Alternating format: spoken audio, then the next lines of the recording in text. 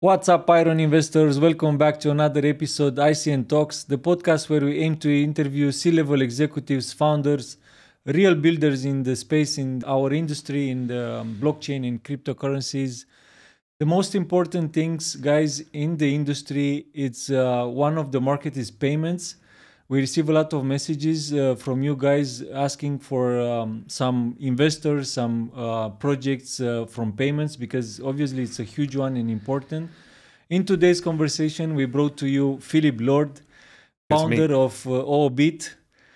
Philip, thank you very much for accepting our invitation and welcome to ICN Talks. Super excited to be here. Watched this a lot, and yeah, great show. So yeah, I actually have to claim victory for Amran and Aaron, who are the co-founders. I come in as a president, as an investor later on in the company. But I saw the opportunity and helped them get it to the next level. Awesome. I think we need to, anyway, everybody knows by now, right? But I think you deserve, guys, the entire team, a huge round of applause. You just closed unbelievable $25 million round.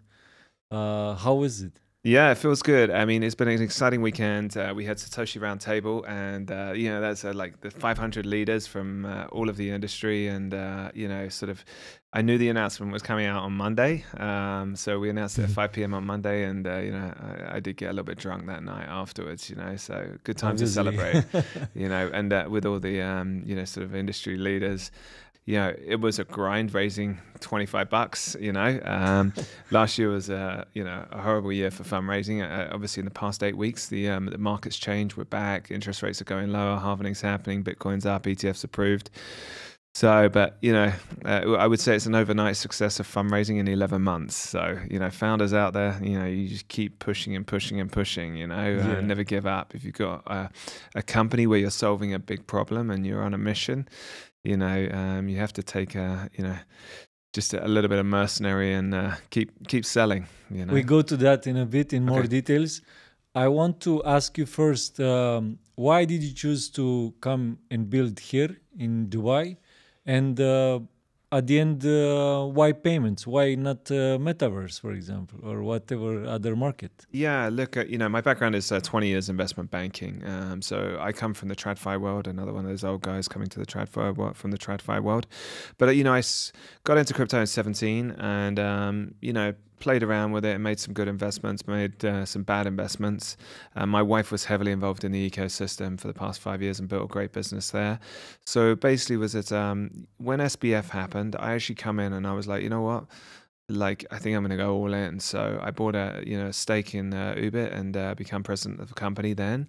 And, I wanted to solve a problem where I understand the basics, Utility coin, if I can't use it at Starbucks, or I can't spend it, that's my most basic utility, and, outside of the US, there's 6.5 billion people that still care about the US dollar, right? And the countries where their currency is deflating like 50-60% a year, like Argentina or Turkey, US dollar is everything to them. What Tether has done is amazing, and I think sometimes the US forgets about that, all these other people using their currency. So spending that, and making it in a convenient format was a great objective. I was a little bit shocked at why somebody hadn't done it. And I know there's some card solutions, but they're very expensive. There's risk that, the bank gets shut down, people run off with the money or whatever, right? So I don't carry a credit card at all, and when my partners showed me this, I was like, that's good. I kind of went all in at that stage. It was very complex in the back, from the payment rails and the systems and the NFC tech. But we got it through to a company that can scale very, very, very quickly. Tens of millions of users in a short period of time. So, we're live today in Europe for Android. We'll be live iOS middle of this month, and then it's go ham, as they say. But it's a very crowded market, isn't it? It's a very crowded market, but I would say in the card space, not in the app space. It's a bit more complex to do there. So, if you've got to distribute cards, 2 weeks, 1 week, whatever it is, to get you a card, and then most of these companies are charging 4 to 5%. we're a 1.35% cost, less off of spot. So we're not trying to take your money on, FX spread or anything. We want to give you a consumer the best experience. For those people that are watching us right now and they are not really familiar with actually how those apps work, right? Can you explain a little bit the process exactly? Like, I'm going to download the app. I have some cryptocurrencies in my wallet. How it goes from there? Really simple. You download the app, you do some KYC one time, very simple. 40 seconds later. To be registered, to be registered, like your identity is verified. Yes, you are a real person. Yep. Make sure there's no sanctioned countries, and then we do it back as we do the KYC. That takes about 35 to 40 seconds, and then you're up and running, right? Then what you do is you put some crypto in your wallet, and you're spending. That crypto's obviously checked as well. So, our business is micropayments. We want people to spend $5 to $500 every day. Just the same way that they use Apple Pay. They might bring out their card for a bigger purchase, like a $10,000 purchase in one shot, but it's day-to-day expenses. We're going to have a lot of partnerships as well to be announced, which will be partnerships with, different tokens, giving discounts, utilities, benefits for the ecosystem. Like metaverse tokens, naming none, but like, spending those type of tokens would be also a good idea.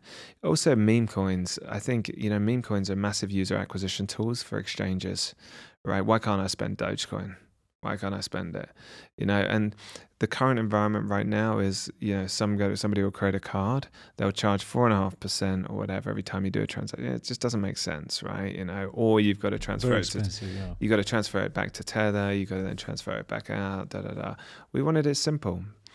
We wanted to make it easy, somebody to bring their phone out and just tap. It's a matter of having hundreds and hundreds of coins available for the back end, or what's exactly the power of those apps? Like, how do you differentiate yourself from other apps? I think there's not a lot of apps out there. You can't spend like ours. We're, I would say, unique in the app. There's cards, but no apps, right? I think most people are going to spend Tether, or Circle, right? And I have to say Tether, obviously. I repeat, I say Tether. But no, and they're dominating. USDT or USDC, right? USDC, yeah. USDC. Yeah, I think, it's countries like Turkey, Brazil, Argentina, Vietnam, Philippines, where their currencies are very, very hurt, and there's always going to be, unstable economies that deplete their, the valuation of their currency. And that's where Tether kicks in, or C kicks in as well. So we'll see countries like that, their consumers spending crypto, right? You hold your local currency, you can spend it cheap, but you lose 40-50% at the end of the year. It's no good. Hold US dollars. So I think at that point when Turkey, they had these issues with their currency, the Turkish lira went to like insane parity, right? Like it was very bad anyway. Like economies move up and down, so there's always going to be somebody. In Japan, yen is very, very weak. I think for stable coins, Japan's a very good market. Currently, so we want to just make it simple. I think with Turkey, I think it's Binance's second or third market. It's a huge crypto market, and the new youth will come out. They want. I don't think they know about a card. They do know about a card, but everything's on their phone, right? Yeah. So of course, bringing such solutions at the fingerprint and can be used on daily basis. Obviously, it's a huge achievement. Yeah. But I want to go a little bit more in this part, because being in this industry, we've seen a lot of projects, struggling to raise funds, looking for choosing the right partners, right? Let's share, please, a little bit about this process behind the scenes. Like, what does it take to prepare a project for this kind of, at this scale that you did it? ICN Talks today is brought to you by our friends Eternity Group. With Eternity Group, guys, you are not just getting a service provider, you are gaining a partner with legacy of reliability and horizon of opportunities. From securing your business license, company bank account, to opening doors to golden visas, and even diving into futuristic realms of crypto, blockchain, virtual assets, all these sort of new domains, Eternity Group is the right compass. You need to have these things done fast, easy, and most importantly, in a professional manner. With offices in London and here in Dubai, they can custom and tailor international services, legal guidance, and innovative financial solutions. It will pave the way for a global business footprint for you. If you are looking to opening businesses, new businesses here in the UAE, consider to reach them out at contact@eternitygroup.co. Their CEO, Mr. Rafi Vartanian, born and raised here in Dubai, very well connected, will understand perfectly what you're looking for and what you need. Contact@eternitygroup.co. Shout out to Eternity Group for their great services. I've got amazing partners, shout out to Amran and Aaron, they are the best in tech and, in payments tech, and they've really got such discipline. And then for some reason they wanted to get in bed with some crazy, no rules, person. And I managed to, help fundraise aggressively and, approached Anatoly on stage in permissionless in Austin. And straight away, I saw him come off the stage. He's got 5,000 people around him. Anatoly, thank you so much. You really helped me a lot. And he was so kind. I said, look, we'd like to maybe get a marketing agreement with you, but we can also let you spend Solana tokens anywhere else and anywhere in the world, any Visa Mastercard. That's cool. So I think we solve a problem, right?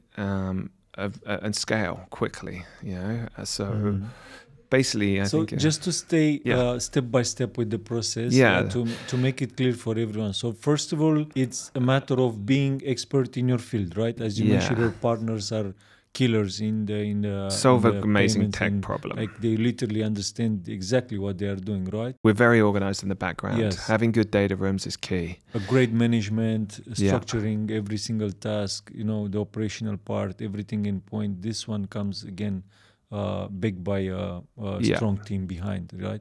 Yeah, that's the thing. Choose your partners. I mean, I think it's better to have co-founders, with a skill set that you don't have, and it complements yours. You can be the amazing compound effect of leveraging the skills, isn't it? You can be amazing computer science with PhD, but if you can't sell, that's where Elon Musk kicks in, right? Elon Musk is on a mission. Nothing gets in his way, and he's an amazing technologist, but he's also mercenary because he can raise a lot of money, and those businesses would not have succeeded if he couldn't raise a lot of money. So I think that's where we all come together, Also, I've got to say shout out to Dubai, because we're in an amazing ecosystem here, right? This is the center of crypto outside of, I would say, Miami, and certainly for Europeans and Asians, there's a lot of ecosystem here, influencers, KOLs, there's a lot here. And then exchanges, and now we're getting more and more funds. Please come out more and more funds. We need more. It's getting there, but was it, we're not quite kicking Silicon Valley yet. So, but I can see that in the next 5 to 10 years, there'll be a lot more, seed to Series A funds come here and set up. Is it based here, Oobit? So we have a headquarters is Singapore. We have an office in Tel Aviv, and then we have one here in Dubai. So there's around 34 people in the company today. Very lean, very highly focus driven company. It's a matter of, it does matter. It's when you go and have these talks at the table with potential investors, it's a matter that you put Dubai as a place where you come from as a business. I think this is one of the best business development places you can possibly dream of. I've managed to strike deals very, very quickly, and you'll see things come up in the future, because everybody comes through here, right? Whether it's from Silicon Valley, whether it's from Hong Kong, whether it's from London, people are coming here, and it's a combination of, the low tax, it's a combination of progressive regulation here, and great place to live, obviously. Was it sunshine? Also oil price. That's a huge bonus. Yeah, huge bonus. Oil price, so it funds the sovereign wealth funds, and then they invest, outside into the ecosystem. We've got India growing at 8% GDP growth, you know, and then we've got Insane. Africa as well. So this is a place that I saw when I moved here 3 or 4 years ago. I saw it as Hong Kong 2003. We had SARS. We had China just starting to, you know, bubble. And, you know, Hong Kong went for a berserk for 10 years. You know, when we moved here 3 years ago, we had, you know, COVID. We had the accord between Israel and UAE. We had India growing. We had oil price. And then the oil price went boom, you know, it went from $30 to 85. So, you know, I think, you know, I'm complementing the progressive regulation as well. How did you choose the potential investors? Like once you figure out, okay, we have a great product because we have a great team that they develop it, right? You have this plan, the roadmap of the execution, right? But still not enough. You need to, because if you fail with onboarding the wrong, let's say, investors, right? Yeah. And they are not on the same page with you in terms of vision. At one point, you know, you pull different ropes. Again, the project is in difficult waters, right? 100%. Yeah. How did you manage to know exactly? Okay, I want to talk to these guys, and I don't want these guys because 1, 2, 3. What's the process behind? I think you make your dream wish list. And you just keep going, you know. So you go from the ideal scenario and... Yeah, try and understand, like, the investor market is very important to you because, look, money's money. You can get money from people, right? But the partnerships that these companies or venture and strategic investors can bring you can really scale your business quickly, you know, and give you expertise where you're not expertise. So, you know, we created a wish list on our board and we said, we're going after these guys, and some were on, some weren't, you know, but we, you know, we couldn't dream, if I'm honest, we couldn't dream a better investor. We're in payments business, and, you know, we're grateful to all at Tether because, you know, they are, you know, so important to the ecosystem, making 3 billion a quarter and doing amazing things. And it's great to see how many people use Tether around the world and how it's life-changing. You know, I just transferred money from my UK bank account the other day, 10,000 quid to my Dubai account. It cost me £300, right? And I'm like, oh my God, I can't go back to fiat, right? You know, send me Tether from any point onwards, you know. It's just amateur, you know. Yeah. It's instantaneous, but what we wanted to do, we wanted to make it instantaneous and be able to spend it, you know. Yes. You know, I think we've solved, you know, that back end, but Tether's done amazing things. Yeah, Anatoly, just one of the most inspirational leaders in the space. CMCC, you know, I've been friends with those guys for quite a few years. You know, they're very strict investors, I will say, even though I'm friends. And Charlie and Martin, is business. They right? do their work. Yeah. So thank you for putting us through you know, the rinser, was it? But we got there in the end, and 468 and our other investors are also equally amazing. So I can add here another element in your process, the networking of the founders, right? How well connected you are in the space, and what kind of doors are you able to reach during this process of fundraising? It's important too. But I want to ask you another question. When you choose the potential investors, how much weight do you put? Okay, they have money, but how much weight do you put in behind their networking? If you see, okay, these guys, they have a lot of money, but let's say medium connected, those guys, they are not the biggest guys in the room in terms of tickets, but if you look at their network, oh my God, which one would you pick? Yeah, I think you've got to be a good Google stalker, or if you have pitchbook.com, you know, you can get a lot of information off of that. So, you know, hit the Crunchbase up, hit Google, see what type of investments these guys have made, right? At the end of the day, we are going to be doing the customer acquisition, right? We're going to be doing the partnerships, right? But knowing your investor very well, where they've made investments, when you can lean on them. Hey, by the way, could you put a call in to here? Because we would love to do a partnership. And look, these guys want to make money as well. So, you know, I think a good investor will make the call, you know, make the introductions. They're not going to help you grow they're not going to help you grow the business day to day, but that one email, that one phone call, WhatsApp introduction, game changers. Yeah. They will come in the movie at the right moment. Yeah. You know, calling you from the wrong path or street, you know, on your journey, and say, hey, come this way, and that's it. That's pretty much all what they have to do. I think you know, if I was if I was doing it again, I'd maybe even get a Hollywood board with Oscars on it, you know, and we're making a movie, right? This is the person, this is my race size, you know, and these are the stars in my movie, and then put them on there and look at that board, vision board every day, and just keep going and keep going. And you know what? You'll get great advice from these people. People see 1,000 companies a year, you know. I've got a friend, Blockchain Founders Fund. They see 1,000 companies every month. It's crazy, right? And they have a lot of the information. They know what works. They've seen some of the best. You know, where they give you $5 million. How are you going to spend it, right? How are you going to spend it on legal or company formation or PR or performance marketing?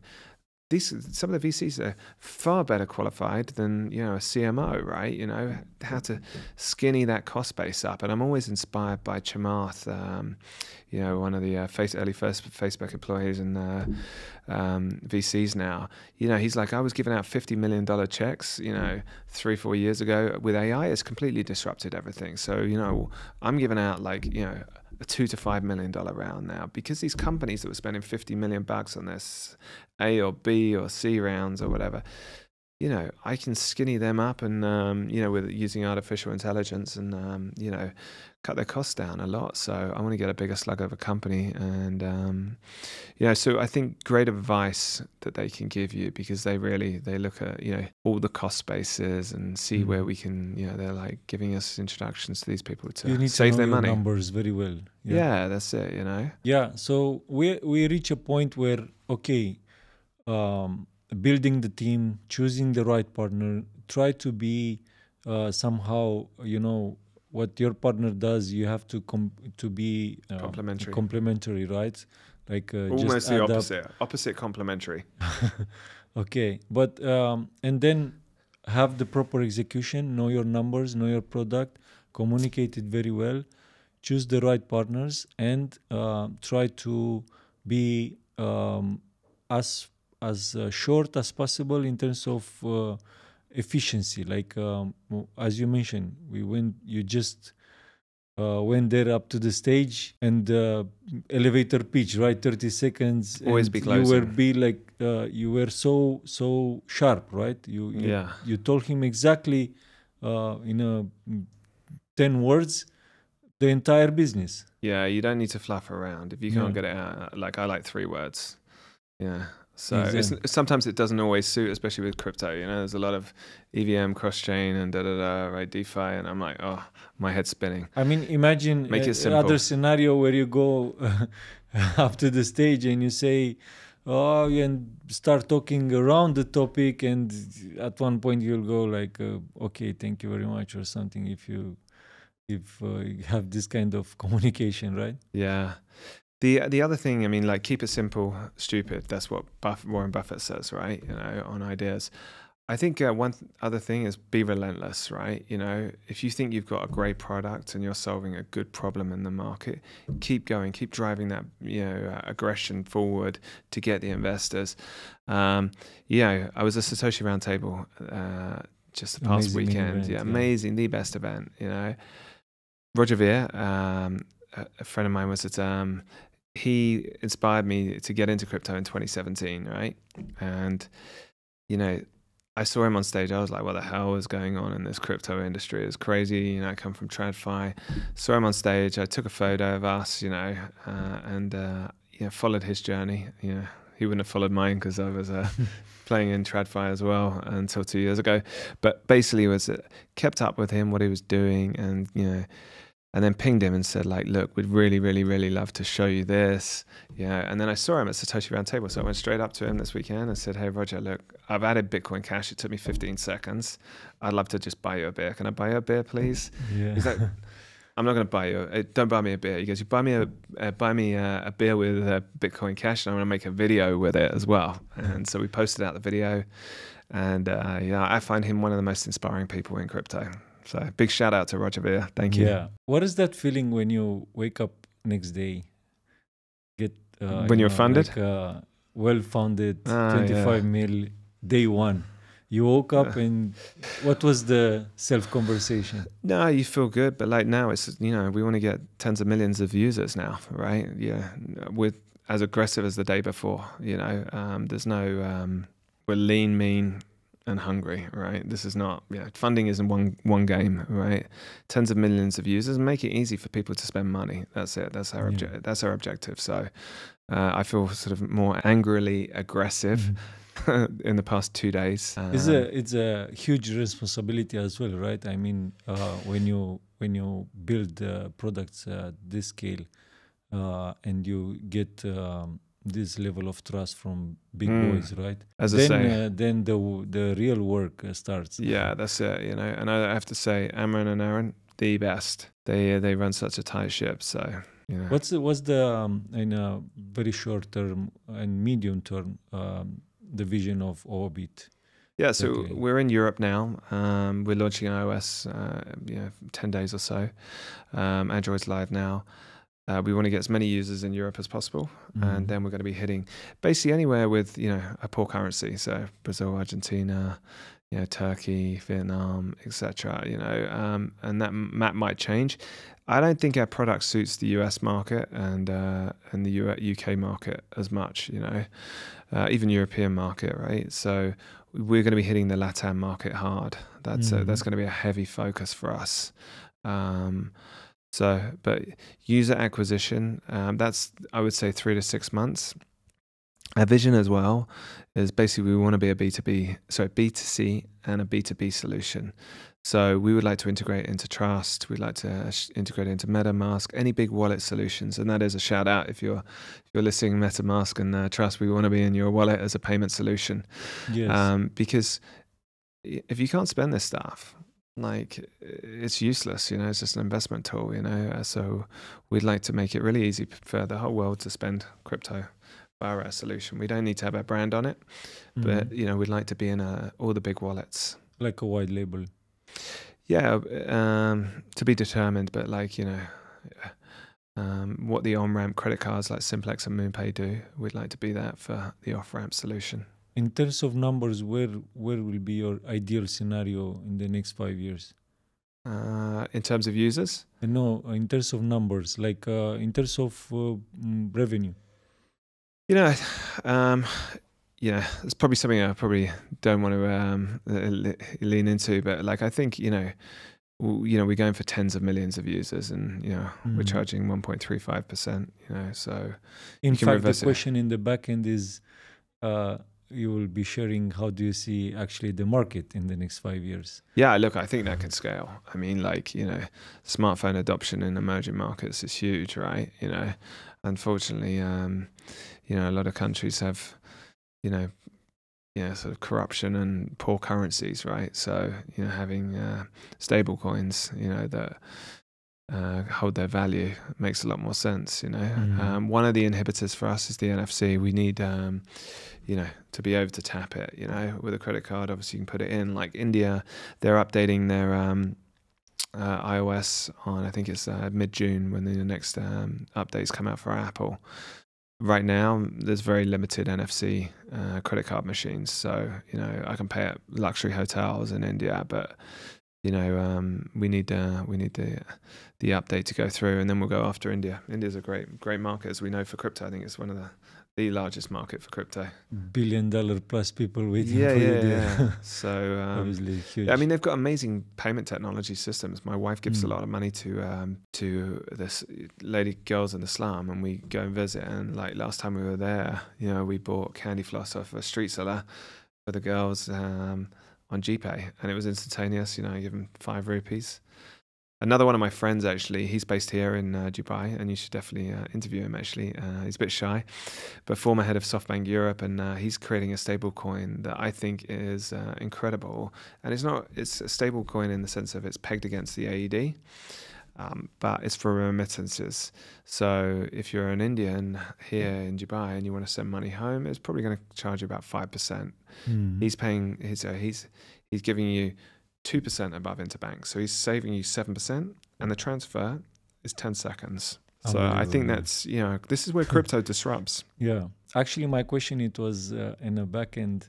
It was, how do you see the market in the next 5 years, right? Because building in the blockchain industry, obviously you are dependent on the market as a whole, right? Everything was going on with Bitcoin in general and the entire market. So how do you see the next bull? When will be hit by the next bull? Yeah. Look, I mean, we were all broke last year, and in the past 8 weeks, I see a lot more money floating around. So, you can see it from the KOLs walking around Dubai. Um, Look, I think we're already 8 weeks into the bull run. I think it's going to be incredible. I think the halvening might be a bit bumpy, not as maybe as predicted as we think. It'll go straight to 200,000. I think it's going to be a creep up. I think the Ethereum ETF will get approved. I don't think it'll get approved in May. I think it'll be more like September. We're going to have a couple of hashes at that. But there's incredible things coming on, like, very like payment solutions is one. I think the gaming market is huge. That's going to encourage a lot of users. Trading gaming assets seems so obvious, right? The Web2 gamers hate it. They're like, oh, it's an NFT. But it makes so much sense. Owning song rights, owning sort of property rights. When we go through Dubai, I don't even flash my passport because my face is on the blockchain, right? Indeed, yeah.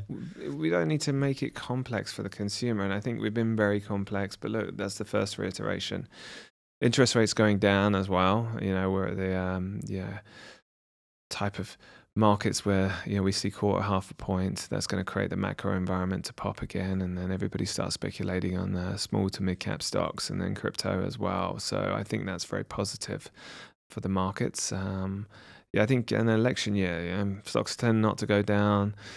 Growth goes up in an election year. That's a very big question that is on everyone's lips, right? Because this such a massive event in terms of importance can hide a lot of unknown elements, right? Like all these things can be, maintained at a certain level because obviously no one can afford coming with the country and the recession in front of the elections event, right? So, but then what will happen after, right? This is the question that everyone has in their minds. We are going to face the real dinosaur after elections and coming into that tough recession, because the figures are not in our side at the macro level economy, right? So but anyway, I think 33 trillion of debt is a concern. Apparently it's a big number, but like if we go back to 2007-8 when the last GFC was really on, that was it. America was done. You sprinkle a little bit of cash over the top of the economy from reflation, and amazing companies like Facebook, WhatsApp, you all get created. America has great companies. China's obviously great companies as well. They've built. India's like a next level. They're just building all the time. So I think they'll find solutions. They'll find solutions, and I'm a big believer in the US. I think it's an amazing education system, and inspires a lot of entrepreneurs. So. And anyway, they did this just I think last year, right? Like where all those small, medium banks, commercial ones were on like fire. Literally, like all of them, they should. That's it. We're all going close the doors, and suddenly they invented another financial tool, and they solved the problem. People want to go forward, right? They don't want to go backwards for too long, So we have a 1 to 2 year backwards move. People are going to go faster forward for 10 years. So I think I'm not worried so much about the macro right there at the moment. Yeah, of course. I mean, definitely your product and the company and the problems you solve, you have to think at in this range of the time frame should be at least 5 to 10 years. And it's really unique. I wanted to have you because we are around this massive event achievement that you thank you so much. You come with $25 million closing round. It's a massive success because it's not easy. And I wanted to talk to you to discover the process. Of course, we are limited by time, Yeah. but I think people got some insights, valuable stuff from you. What does it take to prepare such moves, such projects, and to build at this scale? Yeah, I think, to wrap that up, solve a big problem, have amazing partners, and be relentless. Have a good vision and be relentless about getting it built.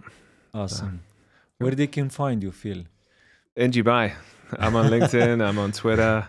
If not, they can find my wife. Let's encourage some tourism. Yeah, please come to Dubai. Yeah, It's honestly, it's a great place, the ultimate place for an entrepreneur. Yeah. And absolutely shout out to Nikita with Luna PR. Yeah. You guys, you are doing a great job there as well. And I hope we'll have her on our podcast too. The invitation is there. She already knows about I'll have it. To tell her. And I'm patiently waiting for her to come ICN Talks as well. And that's it. Thank you very much. Thank you so much today. Appreciate you coming. Yeah, really appreciate it. Really good. I want to see you further in the industry, building great things. And vice versa. Yes. Thank you very much, Phil. Thank you guys for watching. Please smash the like button if you like this episode. Drop us a comment below. And don't forget to follow us on major platforms, social media as Iron Capital News. Thank you very much for watching and see you on the next one.